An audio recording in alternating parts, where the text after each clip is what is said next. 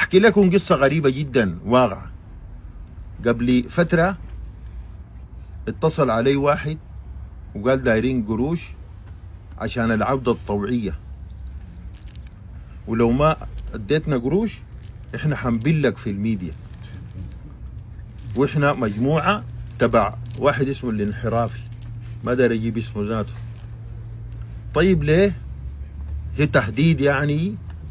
تهديد يعني؟ قال لي غايته انا وصلت لك الرسالة، تلعلم في خيلك اركبه وتعال شوف.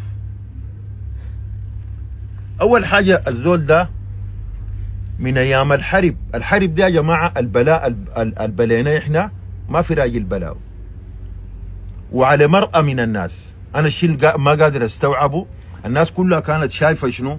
شايفة يا جماعة احنا الوحيدين اللي قاعدين في مدرمان بنأكل وبنشرب وبنعالج وبنأوي وبندفن في الناس، وللآن ما وقفت القصة دي.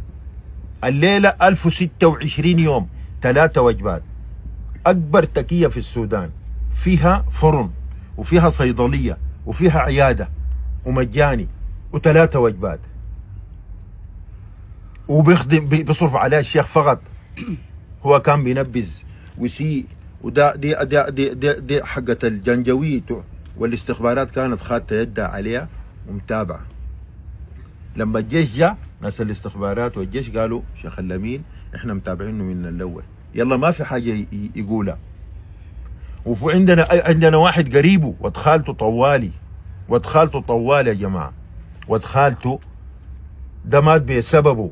كان بيقول اضربوا المسيت وضربوا المسيت يا جماعة، ومات بسببه. حسام ده مات بسببه وقريبه. سبحان الله، اي زول يا جماعة مات بسببه دمه في رقبته. وللضان التابعوا اللي بينبذوا اي كلمة بتمرق من افواههم ربنا سبحانه وتعالى بسجلها، والباقية باقية. لما خلاص الجيش قال ده معانا بدأ ينبذ في ناس الجيش.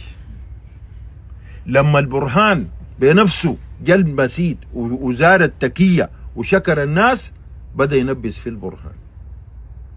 هسه قايمين فيها حاجة جديدة، شنو؟ جاسوس وما بعرف عميل ومأسوني. ايوه شوف الكلام ده كيف. وانا رضيان بكل شيء، لكن هو بعدين امشي من الله وين. انا تراني راجل وبس مركت للناس، واجهت الرصاص، واجهت السلاح، واكلت وشربت. انت شغلك شنو؟